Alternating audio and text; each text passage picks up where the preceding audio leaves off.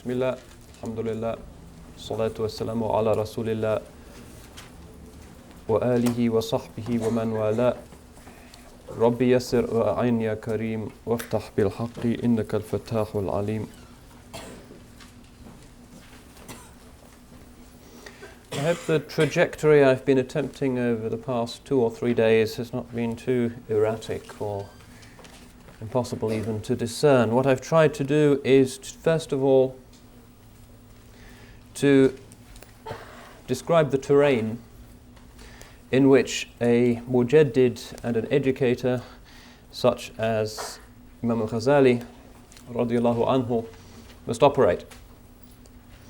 The scriptural and psychological and social parameters for any Islamic project of reform and education, or as I tried to suggest, re-education. Islamic education is all fundamentally about re-education, reorientation rather than simple orienting of ourselves. Then I spoke about the seerah of Imam al-Ghazali,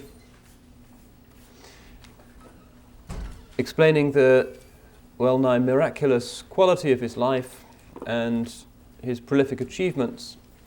The fact that he hardly wrote a book that did not detonate like a bomb in the intellectual and social world of medieval Islam, and that Islam was never the same again, and that the great ulama to this day insist on the reading of the Ihya,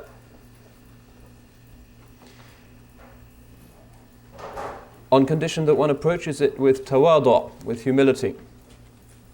Imam Abdal bin al-Haddad radiyallahu anhu, whenever he was approached by a student who wanted permission to read the Ihya of Imam al-Ghazali, said, yes, on condition that you have sufficient tawadu' or humility,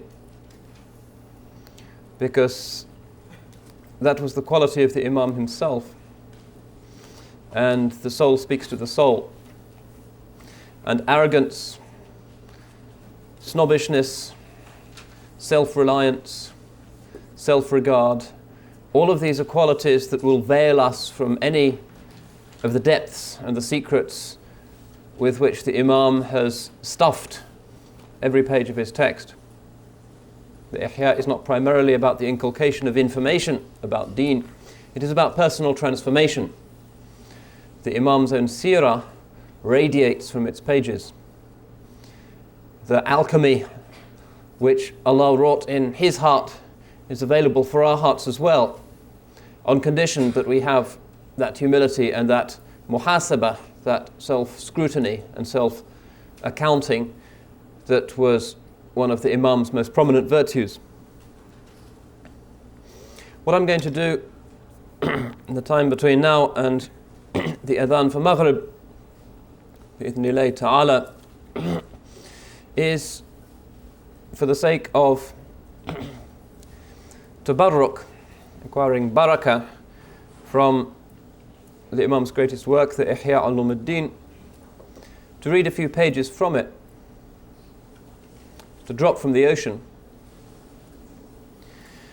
Some of you may already have acquired the translation of the Kitab Kasr al-Shahwatayn of the Ihya.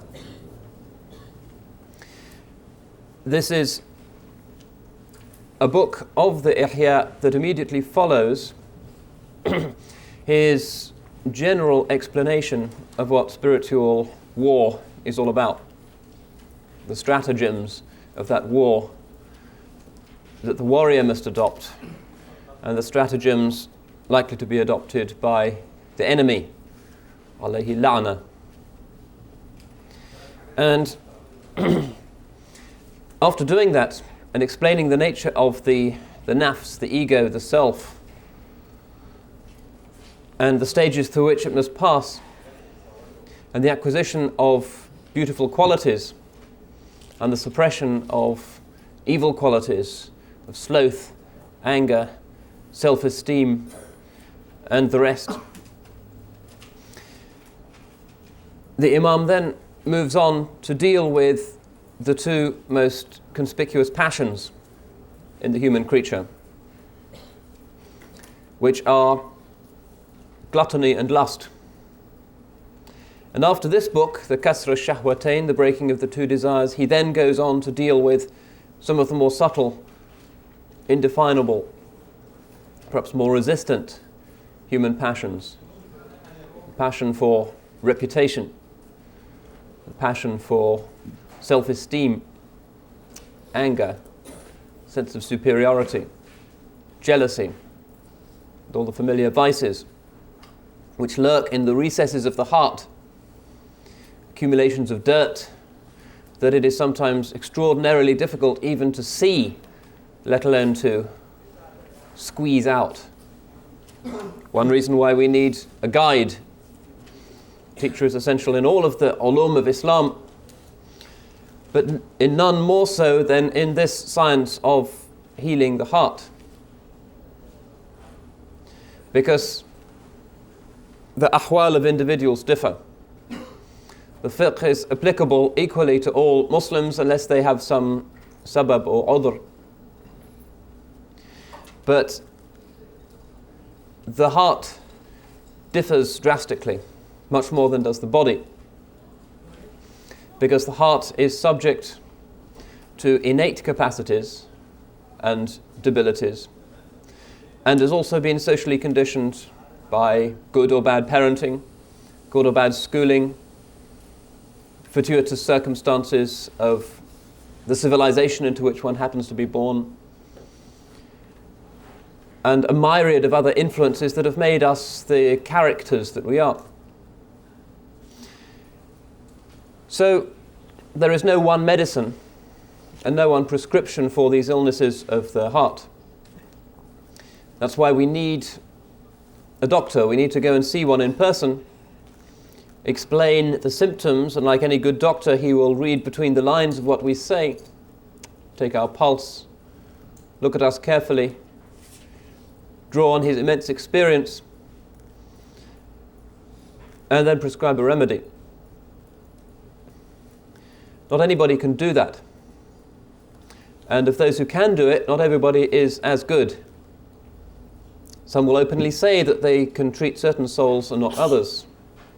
One of the commonest sites in Islamic wayfaring is for the murid to return dejected from a meeting with a saint in whom he had had high hopes, but the saint says, I can't deal with your situation, with your problems. The saint will inevitably attribute the shortcoming to himself rather than to the soul of the patient. But the reality is that there are as many different types of souls as there are human beings, because it is the divine will that he should have created humanity in an indefinite variety of types and forms. So we need a teacher, a murshid, a sheikh, of the type that Imam al-Haddad outlined so exquisitely in the qasida that we had the privilege to read this morning. And without a guide, those pockets of dirt in the recesses and folds of the heart will simply fester and become worse, because it is the nature of a vice that it is never static. A vice, if left untended, will accumulate and grow. If we allow the nafs a certain weakness on a routine basis, then that routine will become a compulsion. And when we finally try to suppress it, because we are humiliated by its public consequences, we find that it's too late and we simply can't do it, and we are possessed by that vice. So we need a teacher, a murshid or murabbi, who can look into our souls and compassionately diagnose a solution. That solution can take any of an indefinite variety of forms, depending on the tradition with which the sheikh is working. It can take the form of certain adhkar culled from the kitab and the sunnah and the words of the purified, repeated a certain number of times. It can take the form of directions concerning one's worldly life, career choices even, the subjects one studies. It can take the form of advice concerning the company one keeps. The type of advice that the true Shaykh, the Murshid al-Kamil, can offer is infinite in its variety. Hence the need to take this advice from a person and not from a book, because a book can never be infinite and a book can never see the reader. So this is Imam al-Ghazali's ambitious intention in this book, to try and capture in words and on paper something of this inherently oral, human, transformative science.